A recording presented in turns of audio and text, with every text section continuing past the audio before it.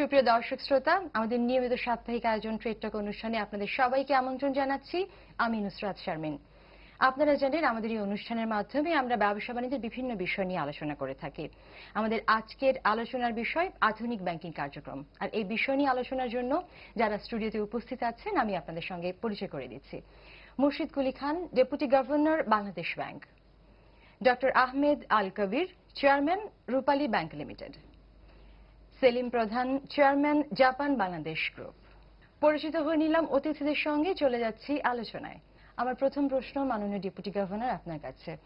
আধুনিক ব্যাংকিং সেবা বলতে আমরা কি বুঝি, আর বাংলাদেশের ব্যাংকিং সেবা আধুনিক ব্যাংকিং সেবার তুলনায় কোন পর্যায়ে আছে? আধুনিক ব্যাংকিং বলতে আমরা পেপারলেস ব্যাংকিং যেটাকে বলি সেটাকেই বোঝা যায়। তবে সেই পর্যায়ে বাংলাদেশের ব্যাংকিং এখনো যায়নি। আমরা চেষ্টা করে যাচ্ছি। আমাদের পাবলিক সেক্টর ব্যাংক এবং প্রাইভেট সেক্টর ব্যাংক উভয় মিলেই এই লক্ষ্যে অনেক দূর এগিয়ে যাচ্ছে। তবে যে অগ্রগতি হয়েছে এবং সবচেয়ে যেটা বড় বিষয় যেটা হলো যে আমাদের দেশে মোবাইলের ব্যাপক সম্প্রসারণ হয়েছে।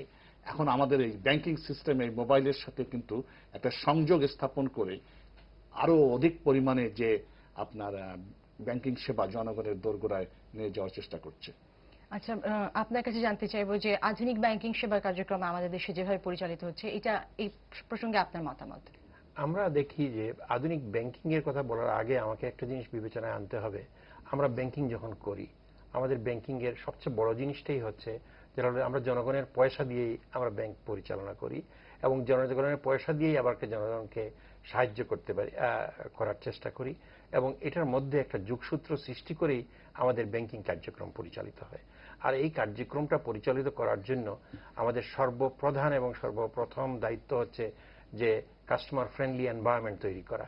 পাশাপাশি আমাদেরকে একটা জিনিস, যেহেতু আমরা জনগণের পয়সা নিয়ে ব্যাংকিং করছি, জনগণ সেই জন্য আমাদেরকে রিস্ক ফ্যাক্টরগুলোকে আমাকে কমিয়ে আনতে হবে এবং রিস্ক ম্যানেজমেন্টটাই হচ্ছে একটা ব্যাংকিং সেবার, উন্নত ব্যাংকিং সেবার একটা ইম্পর্টেন্ট এলিমেন্ট। ব্যাংকিংকে আধুনিকায়নের জন্য প্রাইভেট ব্যাংক এবং পাবলিক ব্যাংকগুলোর যে ব্যবস্থাপনা, এটাকে আপনি কিভাবে দেখছেন? আমি ব্যক্তিগতভাবে মনে করি যে আমাদের দেশের বেসরকারি ব্যাংকগুলো অনেক এগিয়ে আছে। এই ব্যাপারে কোনো দ্বিধাদ্বন্দ্ব নাই। অনেক সুন্দর তাদের ম্যানেজমেন্ট এবং অনেকের সেবার মান আন্তর্জাতিক মানের সেবার মানের কাছাকাছি পৌঁছে গেছে। এটার জন্য তারা অভিনন্দন পাওয়ার যোগ্য। পাশাপাশি আমাদের যে স্টেট ওন ব্যাংক যেগুলো, এগুলোও কিন্তু আমরা চেষ্টা করছি। আমাদের যে চেষ্টার কোনো কমতি নেই। এই গত কয়েক বছরে আমি বলবো যে একটা বৈপ্লবিক পরিবর্তন সাধিত হয়েছে। জনাব সেলিম, আপনার কাছে আমি জানতে চাইবো যে 7 নভেম্বর থেকে অটোমেটেড ক্লিয়ারিং হাউসের ব্যবস্থা শুরু হচ্ছে, তো এটা ব্যাংকিং এর আধুনিকায়নে কতটা ভূমিকা রাখবে বলে আপনি মনে করেন? প্রথমত তো ভেরি সিম্পলি যেই চেকের পেমেন্ট আমরা যেটা বলি আর কি, এমআইসিআর চেক আর কি, অটোমেটিক পেমেন্ট সিস্টেমের যে চেকগুলো, যেটা আগে পেমেন্ট হতে আপনার 3 দিন 4 দিন লাগতো, বেসিক্যালি ঢাকার বাইরে যেটা হতো সেটা 5 দিন 6 দিন লেগে যেত, সেটা কিন্তু এখন একদিনেই সেম ডেতে কিন্তু আপনি চেকের পেমেন্টটা হচ্ছে আর কি। তার মানে নর্মালি যে টাকাটা আপনি 4 দিন 5 দিন ব্লক থাকতো সেটা কিন্তু একদিনেই সেম ডেতে কিন্তু আপনি সার্ভিসটা পাচ্ছেন আর কি। আর কিছুদিন আগে চেয়ারম্যান সাহেব বললেন আর কি, যেমন রূপালী ব্যাংকের যে একটা ইমেজ আমরা আগে ভাবতাম আর কি, আমি কয়েকদিন আগে আপনার ওনাদের একটা ব্রাঞ্চ অফিসের উদ্বোধনের পত্রিকাতে টিভিতে একটু দেখলাম আর কি।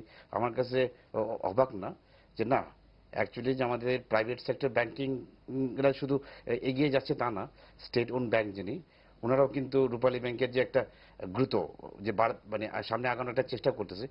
তো ওই অটোমেটিক পেমেন্ট সিস্টেমটা কিন্তু অনলাইন ব্যাংকিং এর জন্য কিন্তু খুব বড় একটা ভাইটাল পয়েন্ট। যে স্টেট ওন ব্যাংকগুলোর যেটা মুভমেন্ট খুব স্লো ছিল, সেটা কিন্তু বাংলাদেশ ব্যাংকের দারুণ চেষ্টায় কিন্তু এখন ফাইনালি আপনার ওই নভেম্বরের অনলাইন সাপ্লিমেন্ট করি। একটা মূল কারণ হলো যে চেয়ারম্যান সাহেব যেটা বলেছেন যে প্রাইভেট ব্যাংক এগিয়ে আসছে, অনেক এগিয়ে আছে এবং রাষ্ট্রায়ত্ত ব্যাংকও বা স্টেট ওন ব্যাংক, বিষয়টা এখানে কিন্তু তীব্র কম্পিটিটিভ মার্কেট, কম্পিটিশনের, যেখানে প্রাইভেট ব্যাংক তার স্ট্যান্ডার্ড অনেক দূর এগিয়ে গেছে। রাষ্ট্রায়ত্ত ব্যাংক যদি তার স্ট্যান্ডার্ড ওই পর্যায়ে নিয়ে যেতে না পারে, তাহলে কিন্তু রাষ্ট্রায়ত্ত ব্যাংক তার কাস্টমার হারাবে। আমি ব্যক্তিগতভাবে মনে করি যে একদিকে competition, fair competition, professional competition, এটা খুবই প্রয়োজন। অন্যদিকে পার্টনারশিপ খুবই জরুরি। আমরা যেটা শুরু করেছি, যেমন রূপালী ব্যাংক, আমরা কিছুদিন আগে ব্র্যাক ব্যাংকের সাথে একটা পার্টনারশিপ এস্টাবলিশ করেছি এবং এইটাকে আমরা ইফেক্টিভলি আমাদের গতিকে ত্বরান্বিত করার জন্যই এই পার্টনারশিপ।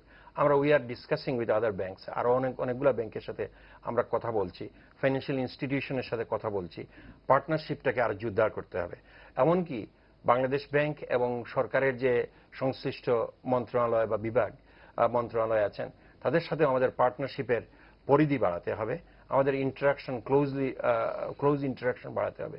এটা কিন্তু একটা শুধু যুগের দাবি, সময়ের দাবি।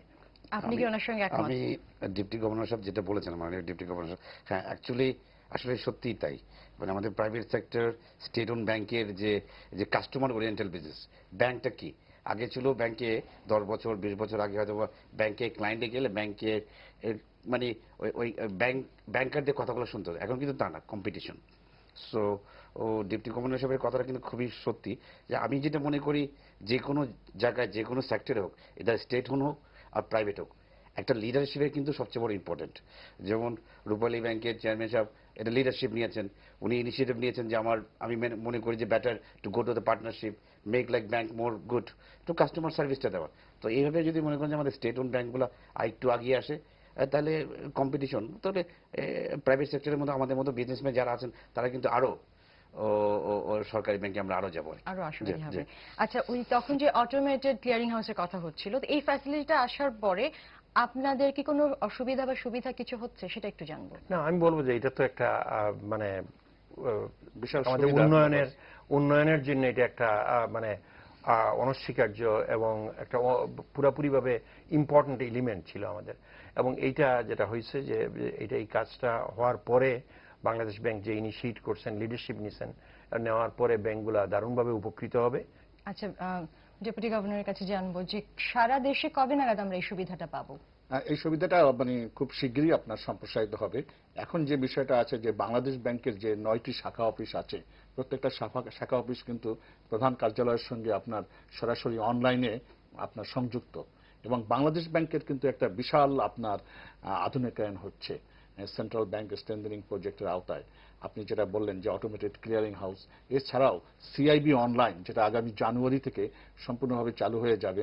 সিআইবি এখন কিন্তু সিআইবির জন্য অনেক সময় আমরা বিভিন্ন রকম অভিযোগ আমরা শুনি যে দেরি হয়, তখন কারণ এটা ম্যানুয়ালি অনেকটা করা হয়, কিন্তু তখন কিন্তু প্রত্যেকটা ব্যাংক বা ফাইন্যান্সিয়াল ইনস্টিটিউশনস তারা যে কোনো কাস্টমারের তারা ক্রেডিট ইনফরমেশন তাদের ঘরে বসেই তাদের ডেস্কটপেই কিন্তু তারা জানতে পারবে সেই কাস্টমারের যে ক্রেডিট মানে স্ট্যাটাসটা কি। তো এই বিষয়টা কিন্তু চালু হয়ে গেলে কিন্তু তখন এই বিষয়টা খুব মুহূর্তের মধ্যে হয়ে যাবে। এছাড়া বাংলাদেশ ব্যাংকের সব কিছুই কিন্তু এখন আপনার যেমন টেন্ডারিং, আমাদের কোনো টেন্ডার কিন্তু এখন সব টেন্ডারিং এর মাধ্যমে হচ্ছে, আমাদের রিক্রুটমেন্ট কিন্তু রিক্রুটমেন্ট হচ্ছে, আমরা সবকিছু কিন্তু আধুনিকায়ন করে ফেলেছি। আমাদের ইনহাউস ম্যানেজমেন্ট যেটা সম্প্রতি আমরাই প্রথম ইআরপি যেটা হলো এন্টারপ্রাইজ রিসোর্স যে প্ল্যানিং সিস্টেম, যেটা হলো মানে আমাদের হিউম্যান রিসোর্সেস বা আমাদের যে টোটাল রিসোর্স মানে এটা আমরা সম্পূর্ণভাবে মানে মডার্নাইজ করে ফেলেছি। আমরা যদি সেন্ট্রাল ব্যাংক হিসেবে নিজেদেরকে যদি আমরা করতে না পারি, তাহলে কিন্তু ব্যাংকগুলোর সঙ্গে আমাদের সরাসরি যখন আপনার যোগাযোগ হয়ে যাবে, তখন কিন্তু ব্যাংকগুলোকে আর স্টেটমেন্ট নিয়ে হাজির হতে হবে না, তারা কম্পিউটারেই কিন্তু তার সবকিছু আমরা মানে পেয়ে যাব, এবং ব্যাংকের সারা দেশের ইকোনমির সবকিছুই কিন্তু সেন্ট্রাল ব্যাংকের যে ডাটা হাউস বা ডাটা সেন্টারে সংরক্ষিত থাকবে আর কি। আচ্ছা, এই যে বর্তমানে বাংলাদেশ ব্যাংক যে ফাইন্যান্সিয়াল ইনক্লুশনের যে নীতি নিয়ে এগোচ্ছে, এ সম্পর্কে আপনার কাছ থেকে জানতে চাবো। আপনি একটা চমৎকার প্রশ্ন করছেন যে ফাইন্যান্সিয়াল ইনক্লুশন বিষয়টা মানে সম্বন্ধে একটু আমার মনে হয় যে দর্শকদের যে এটা হলো যে to make financial institutions more accessible, জনগণকে আরো অধিক মাত্রায় ব্যাংকিং সেবার দোরগোড়ায় নিয়ে আসা। আমাদের যে ম্যাক্সিমাম আমাদের মানে জনগণ তারা হলো গ্রামে বাস করে, তাদেরকে যারা কিন্তু ব্যাংকিং নেটওয়ার্কের আওতার বাইরে ছিল, তাদেরকে যদি আমরা ব্যাংকিং সেবার মধ্যে, আজকে আপনারা জানেন যে আমরা এগ্রিকালচারাল ফাইন্যান্সিং এ একটা ব্যাপক 12,500 কোটি টাকার পরিকল্পনা নিয়েছি। সমগ্র রাষ্ট্রায়ত্ত ব্যাংক এবং প্রাইভেট ব্যাংক সবাই মিলে এখানে পার্টিসিপেট করছে। আমরা এসএমইতে একটা বিশাল পরিমাণ প্রায় 38,000 কোটি টাকার সমপরিমাণ টাকা ব্যাংকগুলো কিন্তু আপনার এই বছরে তারা পরিকল্পনা নিয়েছে বা বরাদ্দ করেছে। এর মাধ্যমে যে ব্যাপক